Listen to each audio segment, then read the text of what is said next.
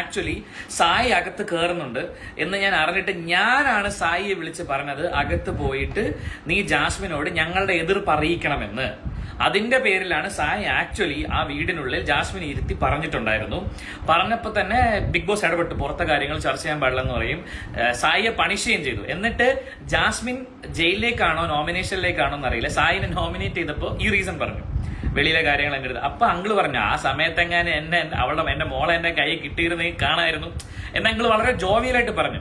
അപ്പൊ ഇങ്ങനെയാണ് ഈ ഒരു ടെഡി ബെയറിന്റെ കാര്യം അങ്കിള് ഞങ്ങളോട് ഇങ്ങോട്ടാണ് പറയുന്നത്. അപ്പൊ അങ്കിള് പറഞ്ഞു അതിന് തൊട്ട് മുമ്പാണ് ആക്ച്വലി ഗബ്രീന്റെ ഒരു കേസ് അങ്കിള് മെൻഷൻ ചെയ്തു. അപ്പൊ അവിടെയൊക്കെ ഞങ്ങൾക്ക് ഫീൽ ചെയ്തത് ഒരു പാരന്റ്സിന്റെ നാച്ചുറൽ കൺസേൺ ആണ്. അതിപ്പോ ഏതൊരു പാരന്റ് ആണെങ്കിലും അങ്ങനെ റിയാക്ട് ചെയ്യത്തുള്ളൂ.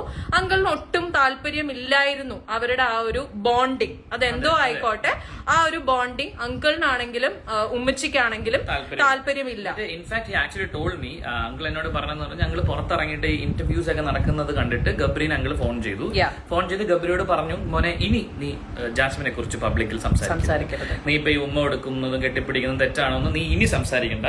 നീ ഓൾറെഡി സംസാരിച്ചല്ലോ ഗെയിമിനകത്ത്, മതി, ഡൺ. ഇനി എന്റെ മോളുടെ പേര് നീ പുറത്ത് പറയരുത്. ന്യായമായിട്ടുള്ള ഒരു ആവശ്യം. ഗബ്രി തിരിച്ചു പറഞ്ഞു, അതെ ഞാൻ ഇനി ഒരിക്കലും അങ്ങനെ ചെയ്യില്ല എന്ന് പറഞ്ഞു. ആ മാറ്റർ അവിടെ തീർന്നു. ഈ കാര്യം അങ്കിൾ ഞങ്ങൾ ഡിസ്കസ് ചെയ്തു. അബൌട്ട് ദ ബൊമ്മ അങ്കിള് പറഞ്ഞു ഈ ബൊമ്മ ആക്ച്വലി നേരത്തെ അവിടെ കൊടുത്ത പേര് നമ്മൾ പറയില്ല കേട്ടോ, അയാള് ഗെയിമുമായിട്ട് യാതൊരു ബന്ധമല്ല, പേര് പറയുന്നില്ല. അദ്ദേഹം കൊടുത്തയച്ച ബൊമ്മ നേരത്തെ നമ്മൾ അവിടെ കൊടുത്തു. ഇവരകത്തേക്ക് വിട്ടില്ല, ഇവരകത്തേക്ക് കൊടുത്തില്ല. അതെന്തുകൊണ്ട് കൊടുക്കാത്തതെന്ന് അങ്കിൾക്ക് അറിയില്ലായിരുന്നു. അപ്പൊ അങ്കിൾ അവിടെ ചെന്നതിന് ശേഷം ഇതിന്റെ ക്രിയേറ്റീവ് ഡയറക്ടറിനെ കണ്ടു സംസാരിച്ചു. അയാളോട് പറഞ്ഞു എന്തുകൊണ്ട് ബൊമ്മ നിങ്ങൾ കൊടുത്തില്ല എന്ന് പറഞ്ഞപ്പോ അവരത് കൊടുക്കാൻ പറ്റില്ല എന്ന് പറഞ്ഞു. അപ്പം ഇതിന്റെ ഒരു കോർഡിനേറ്റർ ഉണ്ട്, അതായത് ഒരു ആർട്ടിസ്റ്റ് കോർഡിനേറ്റർ, പേരും പറയുന്നില്ല. ആർട്ടിസ്റ്റ് കോർഡിനേറ്ററിനുമായി ഇവർ അങ്കിൾ ദേഷ്യപ്പെട്ടു എന്നാ പറഞ്ഞു എന്നോട്, ഞങ്ങളോട് ദേഷ്യപ്പെട്ടു. അങ്ങനെ ഞാൻ ആ ബൊമ്മ ഇല്ലാതെ അകത്ത് കയറില്ല, ഇല്ലെങ്കിൽ ഇപ്പൊ ഞാൻ എന്റെ മോളെ വിളിച്ചോണ്ട് ഞാൻ പുറത്തിറങ്ങി പോകും എന്നൊക്കെ പറഞ്ഞ അങ്കിൾ പ്രശ്നമുണ്ട്. റിട്ടേൺ ടിക്കറ്റ് എടുത്തോളാം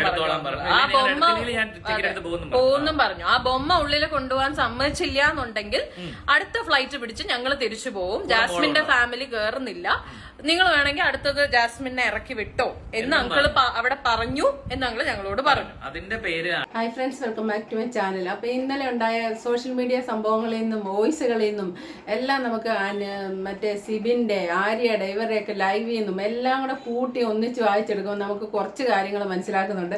ജാസ്മിന്റെ അത്ത ജാസ്മിനെക്കാട്ടും നല്ല ഗെയിമാണ് പുറത്ത് കളിക്കുന്നത്. ജാസ്മിൻ അവിടെ ശരിക്കും ആ ഷോ മുന്നോട്ട് കൊണ്ടുപോകുന്ന ആള് നെഗറ്റീവ് ആയിട്ടാണെ പോലും ജാസ്മിൻ ഉള്ളതുകൊണ്ടാണ് ആൾക്കാർ ആ ഷോ കാണുന്നത്. കുറച്ച് പേര് ജാസ്മിൻ ഉള്ളതുകൊണ്ട് കാണുന്നില്ലെന്നും പറയുന്നുണ്ട്. എന്നാലും ഈ ഷോയ്ക്ക് ഗബ്രി ജാസ്മിൻ കോംബോ ആണ് ഇത്ര റേറ്റിംഗിൽ കയറിയ. സീസൺ 6 ആണ് ഏറ്റവും അധികം റേറ്റിംഗ് ഉള്ളത്, ലൈവ് പോലും. അപ്പോൾ അതിൻ്റെ അകത്ത് ജാസ്മിൻ്റെ പങ്കുണ്ട്. അതേപോലെ ഇന്ന് വരെ നമ്മൾ സീസൺ 1 തൊട്ട് സീസൺ 6 വരെ എടുത്തിട്ടുണ്ട്. ഒരു മത്സരാർത്ഥികളുടെയും പേരൻസ് ഇതുപോലെ സോഷ്യൽ മീഡിയ സജീവമായിട്ടില്ല. സീസൺ 4 ഡോക്ടർ റോബിനെ എല്ലാവർക്കും ഇഷ്ടമായിട്ട് വളരെ TRP ഒക്കെ കൂടി നിൽക്കുമ്പോഴും അവരുടെ വീട്ടുകാരെ എവിടെ എങ്ങനെ ഒന്നും നമുക്കറിയില്ല. പുറത്തിറങ്ങിയതിന് ശേഷമാണ് എന്തെങ്കിലും കുറച്ചറിഞ്ഞ്. അങ്ങനെ ഓരോ മത്സരാർത്ഥികളെ എടുക്കുകയാണെങ്കിൽ നമ്മൾ അറിഞ്ഞിട്ടില്ല.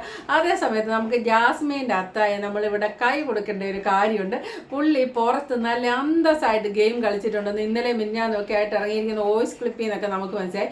പുള്ളി ശരിക്കും സായിയോട് അവിടെ ചെന്ന് പറയുന്ന ഒരു ഉപദേശമുണ്ട്, ഇതൊരു മൈൻഡ് ഗെയിം അല്ലേന്ന്. അപ്പോൾ ആരോ പറയുന്നുണ്ട് അടുത്ത ബിഗ് ബോസ് ജാഫർക്കേക്ക് വരാം. അപ്പോൾ എനിക്ക് താല്പര്യമില്ലെന്നുള്ള രീതി പറയുന്നുണ്ട്. ശരിക്കും പറഞ്ഞാൽ ജാസ്മിനെക്കാട്ടും പ്രേക്ഷകരെക്കാട്ടും എല്ലാവരെക്കാട്ടും ഗെയിം അറിയാവുന്ന പുള്ളിക്കാണ്. അത് ഇന്നലെയൊക്കെ വന്ന വോയിസിൽ നിന്ന് മനസ്സിലായത്. പുള്ളി ഗ്രൂപ്പ് നിയന്ത്രിക്കുന്നുണ്ട്, പിന്നെ PR വർക്കർമാർ പുള്ളിയുടെ കീഴിലുണ്ടെന്ന് തോന്നുന്നു. അങ്ങനെയൊക്കെയാണ് ഓരോന്ന് സോഷ്യൽ മീഡിയ വന്നതിൽ നിന്ന് നമുക്ക് മനസ്സിലാക്കുന്നത്.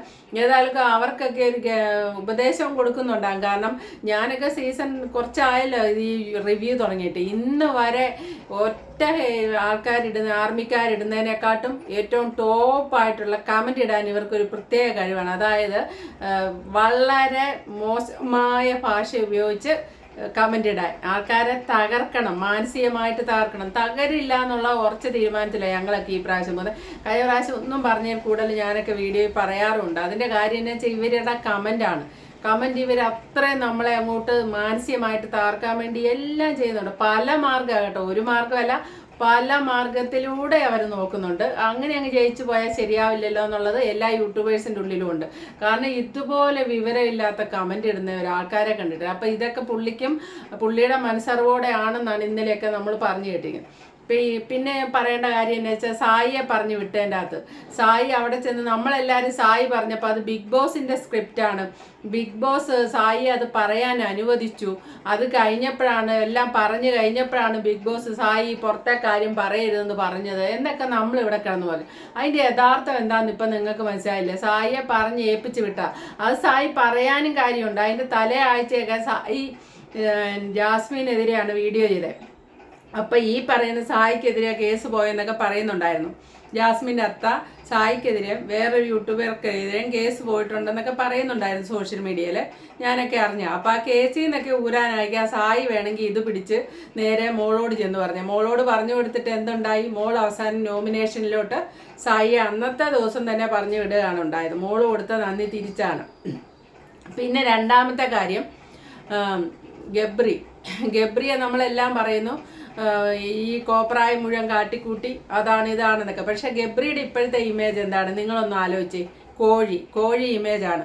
പിന്നെ ഇന്നലെ അർജുൻ അവിടെ പറയുന്നു റാങ്കിങ് ടാസ്കിൽ ചുമ്മാ പറയേണ്ട കാര്യങ്ങളൊന്നും പറയാതെ എവിടെയെങ്കിലും ഒതുങ്ങി നിൽക്കുന്നുള്ള രീതിയിൽ ജാസ്മിൻ പറയുമ്പം അർജുൻ തിരിച്ചു കൊടുക്കുന്ന ഒരു മറുപടിയുണ്ട്.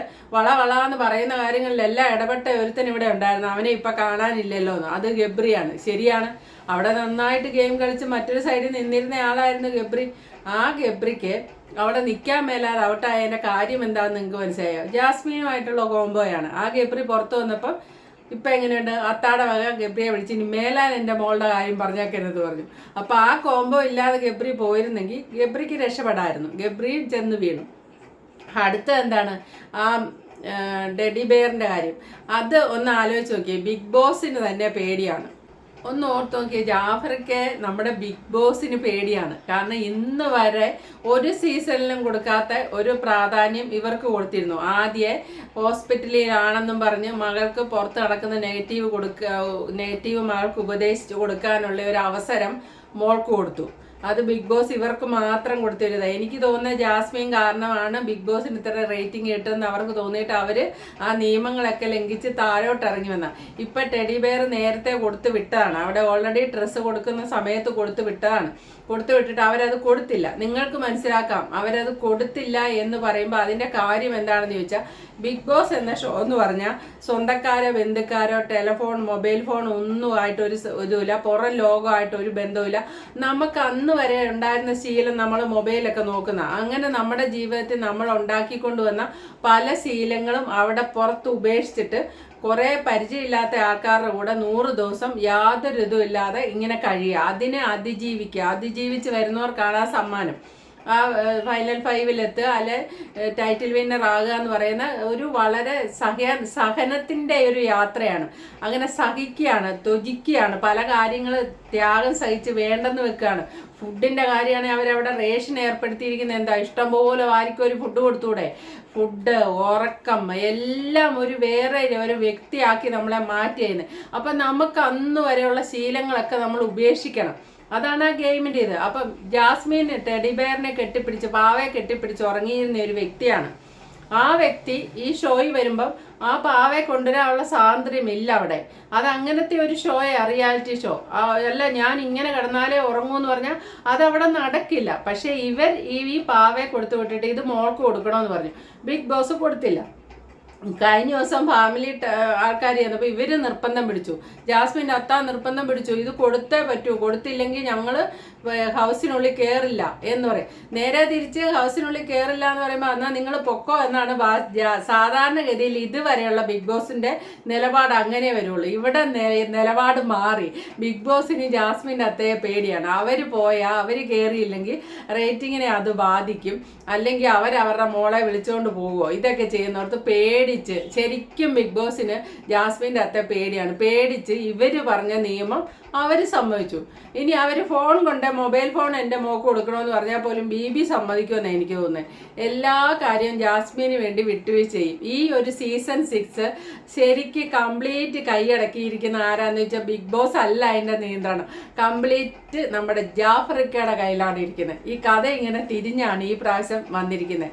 അതോടുകൂടി ശരിക്കും പറഞ്ഞാൽ ഇനി സീസൺ 7 ഒക്കെ ഒരു ഇത് കഴിഞ്ഞു. കാരണം ഈ ഷോയുടെ നമുക്ക് തന്നെ ഒരു മെസ്സേജ് ആരുമായിട്ട് ബന്ധമില്ല, പുറം ലോകത്തുള്ള ഒന്നും അറിയില്ല.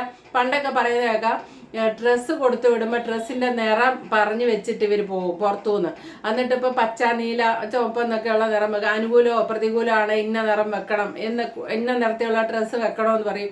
അങ്ങനെയൊക്കെ വെച്ചാണ് സീസൺ 5 വരെ ഇവരൊക്കെ പുറത്തെ എങ്ങനെയാണ് ഇവർക്ക് നെഗറ്റീവാണോ പോസിറ്റീവാണോ എന്നൊക്കെ അറിഞ്ഞിരിക്കുമെന്ന് പറയും. ഇപ്പം അങ്ങനെയൊന്നും ഇല്ലല്ലോ. ഇപ്പം എല്ലാവർക്കും എല്ലാ കാര്യവും എല്ലാവർക്കും അറിയാം. ഇപ്പം ഫാമിലി ടാസ്ക് തന്നെ 65-ാം ദിവസം തൊട്ട് തുടങ്ങി. അപ്പം തന്നെ ഇവർക്ക് ആരാണ് ജയിക്കുക എടുക്കുക എന്നൊക്കെ നല്ലപോലെ അറിയാം. ഇന്നലെ റാങ്കിങ്ങിലൊക്കെയാണ് ജാസ്മിൻ 5-ാം സ്ഥാനമൊക്കെയാണ് പിടിച്ചിരിക്കുന്നത്. 1-ാം സ്ഥാനം പിടിച്ച അഭിഷേകൊക്കെ. ജാസ്മിനെ എല്ലാവർക്കും എല്ലാ കാര്യങ്ങളും അറിയാം. അത് ആ ഓരോ ടാസ്ക് നമ്മൾ നോക്കിയാൽ പോലും നമുക്കത് മനസ്സിലാക്കാവുന്ന കാര്യമേ ഉള്ളൂ. അപ്പം ടോട്ടലി പറഞ്ഞു വെച്ചാൽ ഇത്രയേ ഉള്ളൂ. ജാസ്മിൻ്റെ അത്തെ ബിഗ് ബോസിന് പേടിയാണ്, നല്ല പേടിയാണ്, തൂറോളം പേടിയാന്ന് നമ്മൾ അറിയില്ല. അതേപോലത്തെ പേടിയാണ് ശരിക്കും.